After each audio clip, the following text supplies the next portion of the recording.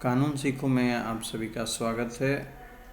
आज हम लोग जो जानने वाले हैं वो है ये कि सीपीसी जो है हम लोग का 1908 के अंतर्गत मुकदमा खारिज होने का कैसा प्रावधान है, कहाँ पे है, उसका एक गहन विश्लेषण हम लोग आज करने वाले हैं। जैसा कि हम सभी को पता है कि सीपीसी 1908 एक व्यापक कानून है और मैं आपको पहले भी इसमें पढ़ा चुका हूँ। तो भारत में सिविल न्यायालयों में अपनाई जाने वाली प्रक्रिया को नियंत्रित करता है। इसका उद्देश्य है कि सिविल न्यायालयों की प्रक्रिया से संबंधित कानूनों को समेकित और संशोधित करना है ताकि निष्पक्ष सुनवाई और न्याय का कुशल प्रशासन सुनिश्चित हो सके। सीपीसी के तहत महत्वपूर्ण प्रावधानों में से एक वाद की अस्वीकृति है, यानी जो मुकदमा होता है उसकी अस्वीकृति, उसका खारिज कैसे होता है। तो जो है आदेश 7 नियम 11 द्वारा यह होता है।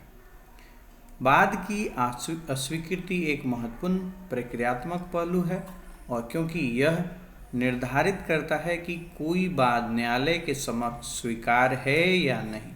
1908 सीपीसी 1908 के तहत वाद अस्वीकृत के आधार पर न्यायालय व्याख्याओं और निहितार्थों पर गहराई जानेंगे आज हम लोग इसमें। तो सीपीसी के तहत मुकदमा जो अस्वीकृत करता है उसका एक इंट्रोडक्शन है, वो ये कि सीपीसी के आदेश 7 नियम 11 के अनुसार न्यायालय को किसी भी शिकायत को तभी खारिज करने का अधिकार है जब वह कुछ आवश्यकताओं का अनुपालन नहीं करती है। यह प्रावधान न्यायिक प्रक्रियाओं के दुरुपयोग को रोकने के लिए बनाया गया। क्वेश्चन होता है यहाँ पे कि सीपीसी के कौन से नियम के तहत इसको खारिज किया करने का अधिकार है, तो ये है। आखिर कब किया जा सकता है, तो उसके आगे हम लोग और पढ़ेंगे इसमें। तब तक ये एक इंट्रोडक्शन है, उसमें ये पार्ट है हम लोग का, ताकि यह सुनिश्चित किया जा सके कि केवल वैध मुकदमे ही सुनवाई के लिए आगे बढ़े। देखो होता क्या है, कोई भी व्यक्ति मुकदमा लेकर आ जाता है, कुछ भी हो सकता है मैटर में, वो तो हर किसी चीज़ को सुनवाई के लिए नहीं रखा जा सकता। तो कौन से ऐसे होने चाहिए, कौन उसमें क्या होना चाहिए, ये सारी चीज़ों के बारे में आज हम लोग जानेंगे। किसी शिकायत को खारिज करना मामले के गुण दोष का पर निर्णय नहीं है, बल्कि यह इस बात का प्रारंभिक निर्धारण है कि क्या न्यायालय द्वारा उस मुकदमे पर विचार किया जा सकता है। इसके बाद है कि वाद की अस्वीकृति का आधार क्या होना चाहिए। बहुत ज़रूरी है कि भाई आखिर किस बेस पे इसको जो है अस्वीकृत किया जाएगा, इसको खारिज किया जा रहा है। तो आदेश जो सीपीसी का है, सीपीसी 1908 के आदेश 7 नियम 11 में यह विशिष्ट सूची पर है, जिसमें अब क्या क्या है, कुछ है जिसमें नियम में है बने हुए। उस नियम में है कि कार्रवाई का कारण बताने में विफलता। आखिर बाद पत्र में अगर कार्रवाई का कारण अब बताना जरूरी होता है, यानी तथ्यों का वह समूह जो वादी के मुकदमों पर मुकदमा करने के आधार को जन्म देता है। अगर आप कोई कारण बताते नहीं हैं, अगर बाद पत्र में कार्रवाई का कोई कारण बताने में विफलता मिलती है, तो अदालत उसे क्या कर देगी, अस्वीकृत करने के लिए बाध्य है। साथ में है कि कानून द्वारा वर्जित यदि बाद में दिए गए कथन से ऐसा प्रतीत होता है कि बाद किसी कानून द्वारा वर्जित है, तो न्यायालय को बाद को अस्वीकृत करना चाहिए, उसको खारिज कर देना चाहिए। उदाहरण के लिए यदि कोई बाद सीमा अधिनियम द्वारा निर्धारित सीमा अवधि की समाप्ति के बाद दायर किया जाता है, तो यह कानून द्वारा वर्जित है, इसे अस्वीकार किया जा सकता है।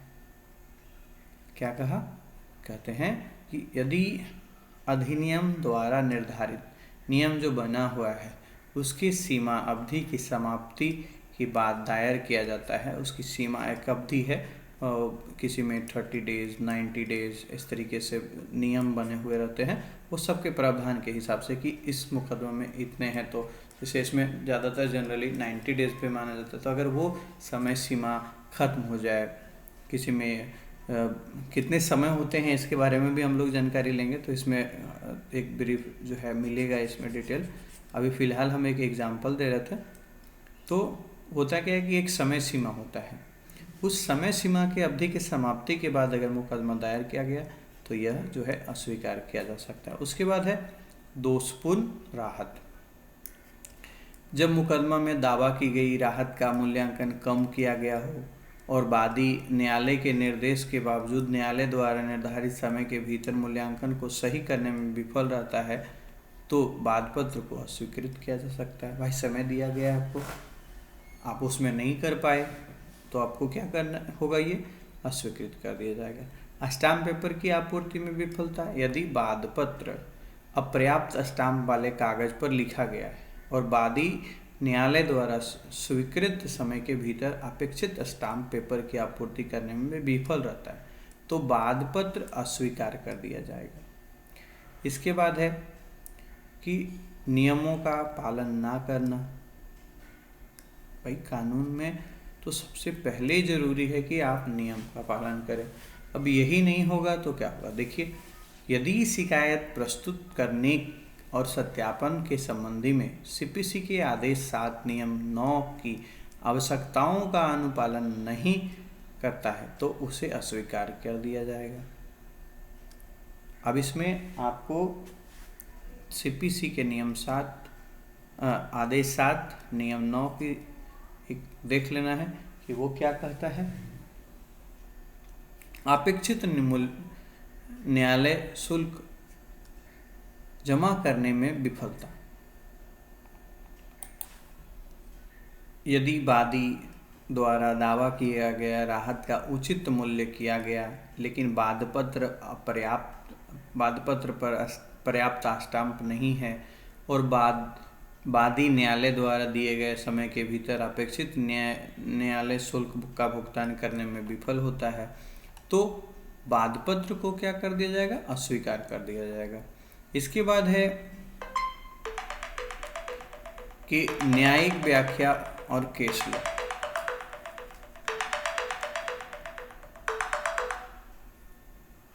न्यायपालिका ने आदेश 7 नियम 11 के प्रावधानों की व्याख्या करने में महत्वपूर्ण भूमिका निभाई है। कई ऐतिहासिक निर्णयों ने इन आधारों के दायरों और अनुप्रयोग को स्पष्ट किया है। जैसे कि मतलब बहुत ऐसा है जो उसमें कि इसके माध्यम से किया गया है। तो इसमें है एटी अरविंदम बनाम टीवी सत्यपाल अन्य 1977 4 SC यानी सुप्रीम कोर्ट 467। इस नियम में सर्वोच्च न्यायालय ने यह माना कि यदि शिकायत को अर्थपूर्ण ढंग से पढ़ने पर मुकदमा करने के स्पष्ट अधिकार का खुलासा न करने के अर्थ में कष्टप्रद और निरर्थक पाया जाता है तो न्यायालय को आदेश 7 नियम 11 के तहत अपनी शक्ति का प्रयोग करना चाहिए और शिकायत को खारिज कर देना चाहिए। न्यायालय ने इस बात पर जोर दिया कि प्रावधान का उद्देश्य वादी को प्रतिवादी को तुच्छ आधार पर न्यायालय में घसीटने से रोकना है। सलीम भाई बनाम राज्य 1 SC 557 यह भी उसी का एक उदाहरण है। इस मामले में सुप्रीम कोर्ट ने दोहराया कि अदालत को शिकायत को समग्र रूप में देखना चाहिए ताकि यह निर्धारित किया जा सके कि क्या यह कार्रवाई का कारण बताता है। अदालत ने आगे स्पष्ट किया कि आदेश 7 नियम 11 के तहत शक्ति का प्रयोग मुकदमे के समापन से पहले मुकदमे के किसी भी चरण में किया जा सकता है। इसी का एक एग्जाम्पल सी है तीसरा, पोपट और कोटेचा प्रॉपर्टी बनाम state of India staff association 2005 7 SC 510। इस मामले में यह बात उजागर हुई कि कानून द्वारा वर्जित होने के आधार पर किसी शिकायत को खारिज करने में मामले के गुण दोष का आकलन शामिल नहीं होता, बल्कि इस बात पर विचार किया जाता है कि क्या मुकदमा कानून के तहत स्वीकार्य है। फिर एक डी है एक की काजी बनाम मुस्कान बाई एवं अन्य 2011 3 SSC 376। इस मामले में सर्वोच्च न्यायालय ने यह माना कि न्यायालय को वाद पत्र को खारिज करने का निर्णय लेते समय बाहरी सामग्री पर विचार नहीं करना चाहिए। होता है कि बाहरी विचार अपना कुछ इधर जो आपने सुन रखा है उस तरीके से उस पर विचार करके अपना फैसला देना, तो वैसे विचारों पर नहीं करनी चाहिए। निर्णय केवल वाद पत्र में दिए गए कथनों पर आधारित होना चाहिए। जो वाद पत्र में कथन है उस बात पे ही करना चाहिए। कभी होता है क्या कि हम जो लिखते हैं वो और कुछ कहानी सुना देते हैं, तो उस पर नहीं जाना चाहिए। जो आपने जो उसने लिख कर दिया बस उस पर कहाँ आधारित होना चाहिए। मुकदमा अस्वीकृति के प्रक्रियात्मक पहलू क्या है? आदेश 7 नियम 11 के अंतर्गत तो शिकायत को अस्वीकार करना एक प्रक्रियात्मक पहलू है।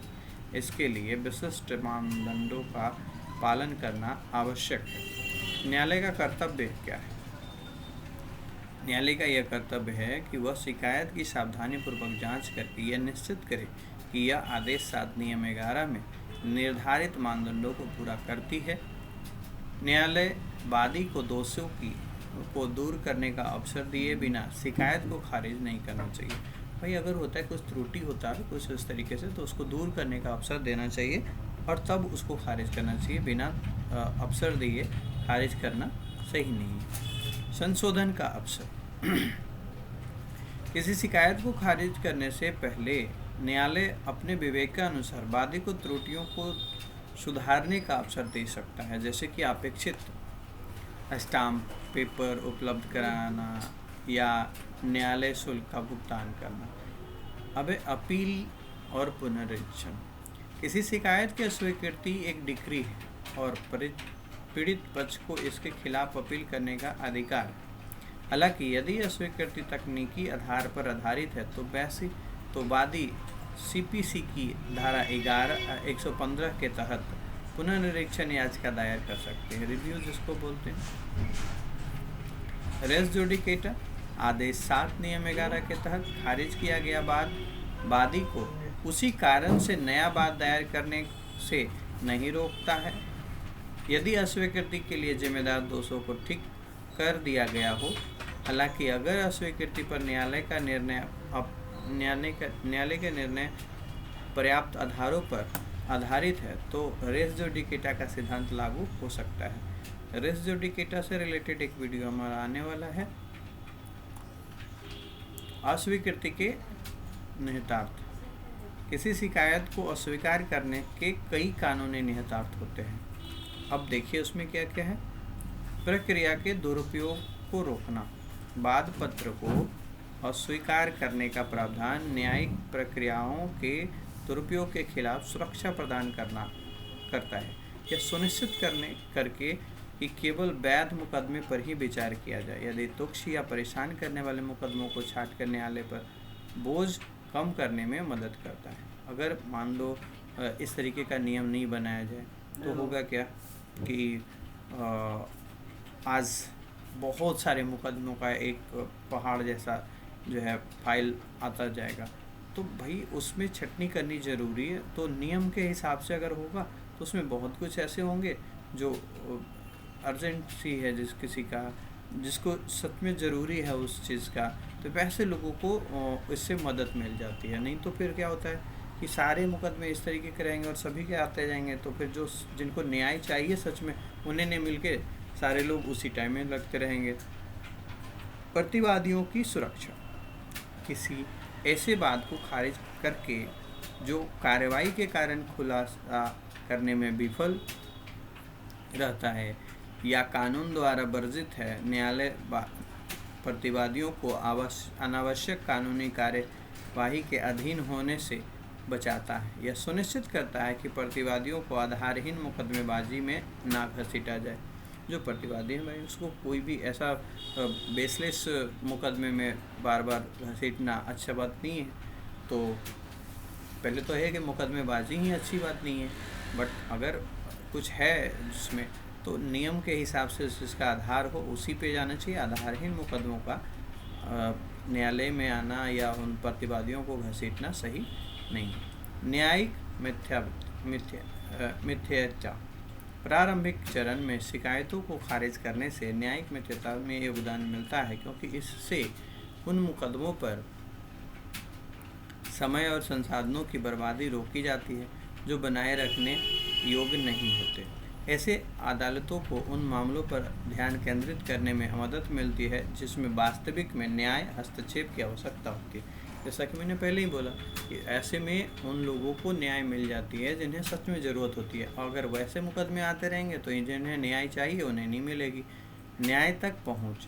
हालांकि शिकायत को खारिज करने का प्रावधान आवश्यक है, लेकिन इसे सावधानी से लागू किया जाना चाहिए ताकि यह सुनिश्चित किया जा सके कि उचित कार्य सुनवाई के बिना वास्तविक दावों को खारिज न किया जाए।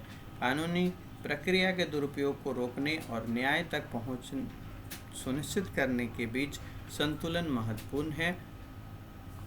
अब नेक्स्ट है इसका कि बाद की अस्वीकृति और मुकदमे की बर्खास्तगी के बीच अंतर क्या है। अब यहाँ पे अलग अलग पार्ट बन सकते हैं कि बाद की अस्वीकृति और मुकदमे की बर्खास्तगी के बीच अंतर, तो दोनों अलग अलग है कि बाद और मुकदमे की बर्खास्तगी, तो दोनों को समझेंगे। बाद की अस्वीकृति और मुकदमे की बर्खास्तगी के बीच अंतर है, अंतर करना आवश्यक है। आदेश 7 नियम 11 के तहत बाद की अस्वीकृति प्रक्रियात्मक आधार पर आधारित है, जैसे कि कार्यवाही के कारण खुलासा न करना या न्यायालय शुल्क का भुगतान न करना। इसमें मामले की योग्यता की जांच शामिल नहीं है। दूसरी ओर मुकदमे की बर्खास्तगी गुण दोष पर सुनवाई के बाद होती है, जहां अदालत पाती है कि वादी अपना मामला साबित करने में विफल रहा। मुकदमे की बर्खास्तगी का अधिक गहरा प्रभाव पड़ता है, क्योंकि यह आमतौर पर वादी को उसी मुद्दे पर फिर से मुकदमा करने से रोकता है।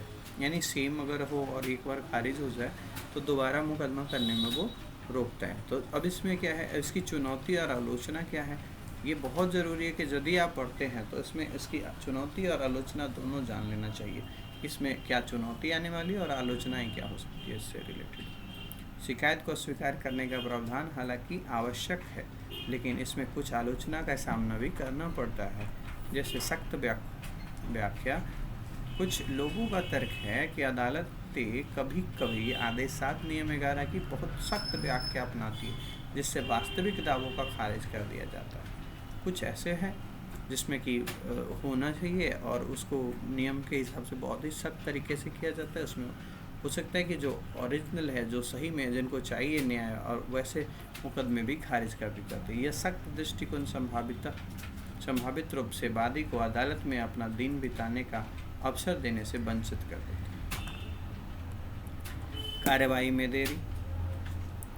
जबकि प्रावधान के पीछे की मंशा कार्यवाही में तेजी लाना होता है और व्यवहार में शिकायत को खारिज करने के लिए आवेदन कभी कभी देरी का कारण बन सकते हैं। प्रतिवादी इस प्रावधान का उपयोग कार्यवाही को रोकने के लिए कर सकते हैं, जिससे मुकदमेबाजी लंबी हो सकती है। न्यायिक विवेक। आदेश 7 नियम 11 के आवेदन में न्यायिक विवेक की एक महत्वपूर्ण डिग्री शामिल है। मनमाने या अन्यायपूर्ण निर्णयों से बचने के लिए इस विवेक का विवेकपूर्ण तरीके से प्रयोग किया जाना चाहिए। इस विवेक के असंगत आवेदन से कानूनी प्रक्रिया में अनिश्चितता और अप्रत्याशितता हो सकती है। न्यायालय तक पहुंच पर प्रभाव। मूल न्याय की कीमत पर प्रक्रियात्मक अनुपालन पर अत्यधिक जोर न्याय तक पहुंच के सिद्धांत को कमजोर कर सकता है। न्यायालय को प्रक्रियात्मक कठोरता सुनिश्चित करने और वादियों को अपने मनमाने प्रस्तुत करने के लिए उचित अवसर प्रदान करने के बीच संतुलन चाहिए होता है। सीपीसी के नियम आदेश 7 नियम 11 एक महत्वपूर्ण प्रावधान है जो सिविल मुकदमेबाजी में एक द्वारपाल के रूप में कार्य करता है। द्वारपाल क्यों बोला गया?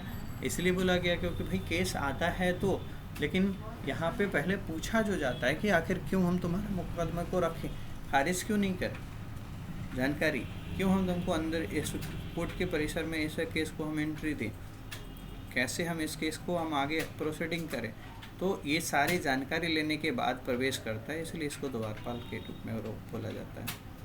के वैध के आधार पर मुकदमेबाजी की सुनवाई के लिए आगे बढ़े, जिससे न्यायिक प्रक्रिया के दुरुपयोग को रोका जा सके। इस प्रावधान के तहत किसी शिकायत को खारिज करना न्यायपालिका के हाथों में कानूनी प्रक्रिया की पवित्रता बनाए रखने के लिए का एक शक्तिशाली साधन है। हालांकि इस शक्ति का प्रयोग न्याय तक पहुंच प्रदान करने की आवश्यकता के साथ संतुलित होना चाहिए। न्यायालय को यह सुनिश्चित करना चाहिए कि वास्तविक दावों को तकनीकी आधार पर खारिज न किया जाए और वादियों को उनके वादों में दोषों को सुधारने का उचित अवसर दिया जाए। जो गड़बड़ी है बाद में कुछ अगर सुधार किया जा सकता है तो उसमें कुछ एक समय दिया जाए, जो कि अमूमन अदालत में मिलते ही हैं हमेशा। आदेश 7 नियम 11 की विकसित होती न्यायिक व्याख्या समकालीन कानूनी व्यवहार में इसके अनुप्रयोग को आकार देती है, और जैसे जैसे अदालतें इस प्रावधान के जटिलताओं से निपटती है उसे सीपीसी के व्यापक उद्देश्यों के प्रति सचेत रहना चाहिए।